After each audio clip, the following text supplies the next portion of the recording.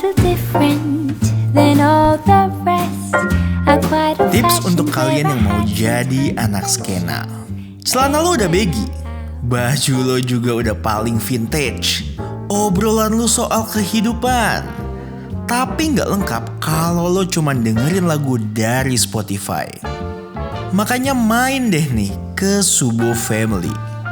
Obrolan yang asik ditemani dengan gesekan jarum yang menggores piringan hitam, tentu menghasilkan nada-nada yang skena.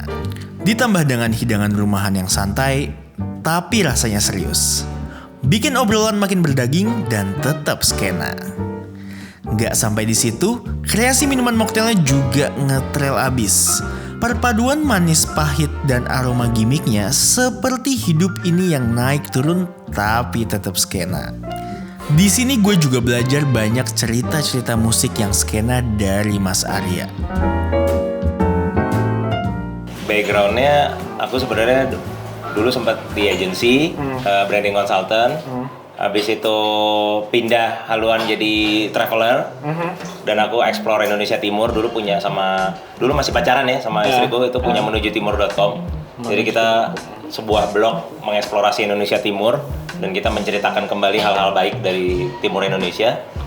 Itu 3 tahunan lebih. Terus habis itu kita buka toko piringan hitam di Pasar Santa, toko pertama waktu itu. Ya, bareng sama ABCD Coffee. Nah di situ mulai bersinggungan sama F&B itu, sama kopi. Makanya aku cukup into ke kopi karena kita memang tetanggaan beneran sebelahan. Terus dari 2 toko berkembang kita konsepin Santa waktu itu sebagai satu community yang asik gitu dan meledak. Nah begitu meledak jadilah Santa yang seperti sekarang. Tapi aku juga di situ cuma 3 tahun. Itu toko piringan hitam ya. Nah di situ juga singgungan sama piringan hitam untuk pertama kali.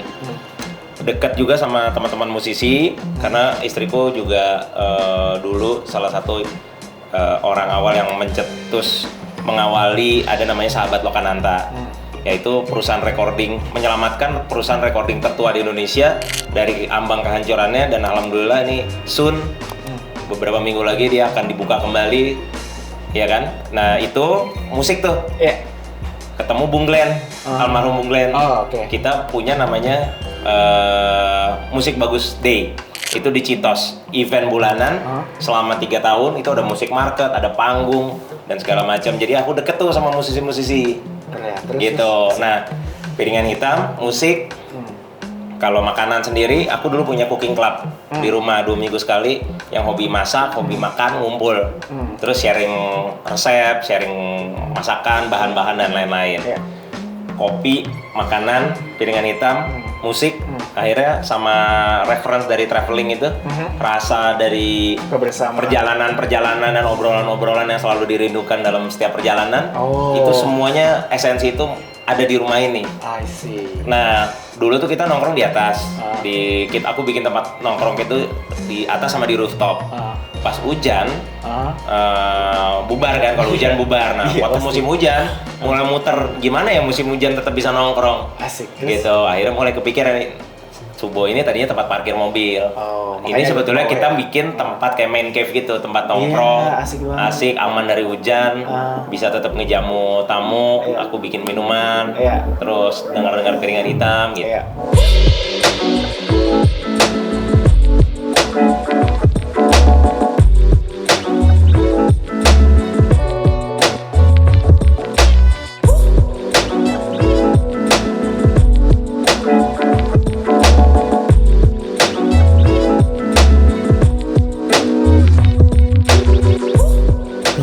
Berat dalam bermusik, minuman di sini juga jadi komplimen yang pas untuk nemenin lo nikmatin suara dari piringan hitam. Mereka tuh membuat kreasi-kreasi yang belum pernah gue coba sebelumnya. Rasa yang agak nyebrang tapi masih bisa kejangkau di sensor lidah dan logika gue. Ada food and drinks as a compliment juga kan Mas ya? Tapi sebenarnya Mas Dri secara konsep itu nge-labelin si Subo Family ini sebagai apa sih Mas? Jadi sebenarnya nama lengkapnya Subo Family. Kenapa aku kasih nama Subo Family? Karena memang ketika orang mau datang ke sini berarti berkunjung ke ya keluarga Subo. Nah, si ruang ini emang aku bikin dari awal sebetulnya ruang untuk dengar musik pribadi. yang perlahan-lahan temennya temen mulai merekomendasikan datang dan akhirnya udah mulai lingkarannya terlalu luas. Nah, begitu terlalu luas karena ini tempat pribadi, aku waktu itu nggak nyaman karena ketika orang tidak mengenal aku siapa datang ke sini itu jadi beda vibe-nya. Pasti. Beda banget gitu karena kayak datang ke restoran kan, kita nggak perlu kenal sama owner restorannya gitu. Nah akhirnya gimana caranya ya gitu, akhirnya kita godok. Nah kita mengadopsi sistem museum. Mau kita nggak kenal tapi tetap kita dihalang dulu oleh registrasi gitulah ibaratnya ya. Di tiket ada penjelasan, briefing dan lain-lain. Oke deh, karena ini rumah pribadi, orang harus kenalan dulu sama aku. Akhirnya aku bikin namanya pakai nomor kontak reservasi. Nah reservasi itu aku sendiri yang pegang. Jadi emang, halo mas gitu, namaku ini, aku ingin main ke Subo, gimana caranya? Habis itu aku jelasin caranya begini. Bahkan kayak aku mau ulang tahun di situ, kamu ulang tahun ke berapa? Aku akan nanya. Dan orang mungkin merasa aneh ya kayak, aku ulang tahun ke 17 boleh nggak sih kak? Gitu contoh. Aku ulang tahun ke 25 gitu, atau udah 40 gitu.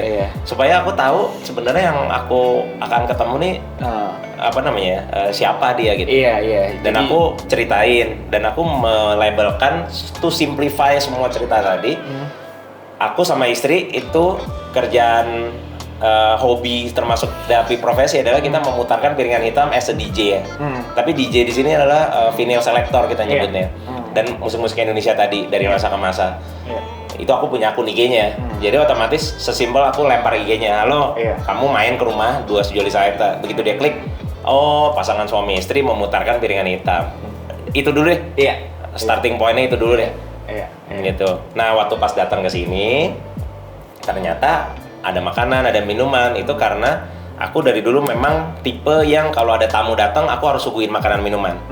Tapi kalau tamunya udah sebanyak sekarang, untuk membuat kita sustain menjaga tempat ini dan tim ya, karena aku butuh tim waktu itu aku charge mereka. Dan kita bikin namanya minimum spending. So per pax itu 2 jam itu minimum spendingnya 150.000. Terserah lo mau spending mau enggak, is something that to contribute to this place gitu ya. Cuman kalau memang mau di adjust ke makanan minuman ya di sini sistemnya kita masak apa hari ini, kayak main ke rumah orang. Kan kalau main ke rumah orang nggak mungkin minggu depan gue ke tempat lo ya, gue mau makan sop buntut ya kan, nggak gitu kan.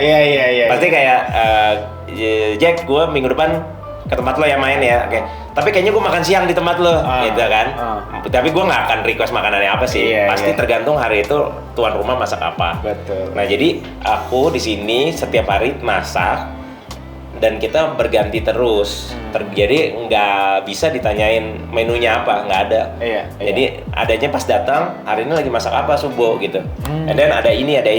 Tapi aku mencoba untuk mewakilkan, ada noodle, ada nasi, sama ada western. Sama aku selalu mengakomodir juga untuk yang vegan, gitu. Jadi kayak kalau aku vegan, tapi biasanya waktu pas di WhatsApp kan aku udah nanya tuh, kamu ada pantangan nggak? Ini. Jadi aku udah bisa prepare. I see. Tapi kalau berarti untuk konsep makanan sendiri ini para guest sebelumnya juga nggak akan tahu ya, atau gimana? Nggak. Jadi dia datang ke sini, and then dia baru tahu. Oh, that's a surprise. Iya, tapi aku pribadi mencoba untuk konsisten.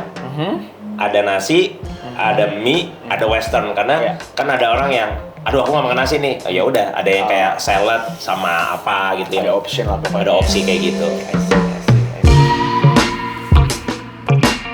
Jujur gue kesini karena emang makanannya juga yang katanya enak. Kalau Mas Arya bilang makanannya bukan jadi hero-nya, sorry banget, gue kurang setuju. Walaupun konsepnya makanan rumahan, tapi semua dieksekusi dengan baik dan disajikan dengan serius selaras dengan makanan home cook. Bahkan yang menarik dan serunya adalah semua bahan baku yang digunakan sebisa mungkin sustainable dengan memanfaatkan usaha-usaha teman Mas Arya dan Mbak Intan. Biar apa? Biar bisa saling support dan berkolaborasi. Skena banget gak tuh? Kalian harus coba mie dan nasi yang ada smoke brisketnya. Itu favorit kita banget. Main ke Subo Family gak cuman bikin gue kenyang, tapi dapat referensi musik skena yang nge-refresh playlist lagu gue. tamu yang datang itu iya, jadi ini piringan hitam ini bukan pajangan. Piringan hitam ini jadi aku memperbolehkan tamu untuk melihat-lihat, using their hand, lihat-lihat, and then begitu ada dia penasaran atau dia pengen ada yang diputar, itu bisa diputar. Nah, tapi aku membuat rules, turntables nggak boleh disentuh selain oleh tim kita. Jadi kalau ada mau nyetel, and then bawa tuh piringan hitamnya, info ke tim kita, Mas, aku mau nyetel Krisya, let's say gitu. Dan oke, nanti tim kita yang pasangin. Seru. Sebenarnya itu karena untuk menjaga supaya equipmentnya lebih long last ya. Iya. Karena untuk mentraining itu butuh waktu lagi. Jadi setiap orang beda-beda tangannya. Iya. Terus ada buku, ada CD, ada kaset, ada apa lagi di sini ya. Sebenarnya ini barang pribadi semua sih. Iya. Nah, supaya barang-barang ini tidak jadi berhala, jadi aku welcoming. Jadi kayak perpustakaan gitu ya. Iya. Tuh, jadi orang boleh mengakses konten fisik yang ada di sini, rilisan fisik, yang ada di sini. Tapi kalau kayak baju-baju yang di situ, apakah itu dan sepatu itu gimana tuh ceritanya? Nah, baju aja, jadi di atas itu ada workshopnya istriku untuk meng-upcycling fashion waste. Nah, sebetulnya dia gini, dia punya yayasan namanya Setali Indonesia. Setali Indonesia itu adalah yang menggerakkan, bring the awareness untuk orang lebih perpanjang usia pakaian, lebih conscious dalam berpakaian dan lain-lain. Karena waste limbah pakaian itu nomor 2 setelah plastik, dan dia paling sulit didaur ulang. Nah, Setali Indonesia itu sekarang adalah salah satunya, dia adalah ada kolektif artis di sustainable fashion. Nah, itu sering ngumpul di sini di workshop di atas. Nah, salah satunya ya istriku. Jadi istriku itu karya-karyanya kalau dia habis bikin ditaruh di situ. Dan bisa dibeli, dan nggak harus ditaruh juga. Jadi kalau upcycling namanya, itu kamu punya baju kesayangan, tapi udah nggak bisa kamu pakai lagi. Either udah bosan, udah kekecilan atau apapun. Ada celana, ada horden, ada apa, kamu bawa ke sini, and then kamu bisa duduk bareng sama istriku, nanti dibikinin sebuah karya baru dari barang-barang itu. Keren. Nah, nanti kalau udah jadi nih, kamu pakai, bosan, atau buat syuting deh. Habis 1 kali syuting kan harus ganti lagi, biar nggak sama. Barang itu dibawa, and then direkap ulang lagi, di upcycling lagi, jadi barang baru lagi. Nih istriku. Halo, udah. Kebetulan pas banget abis itu sebenarnya kita udah mau cut juga sih, udah keluar. Ya, kalau itu aja Mas pertanyaannya. Aman ya? Lengkap banget, tinggi banget. Grogi nggak dia Mas? Oh enggak, gila lancar banget. Udah minum tadi berapa shot tuh di awal? Kita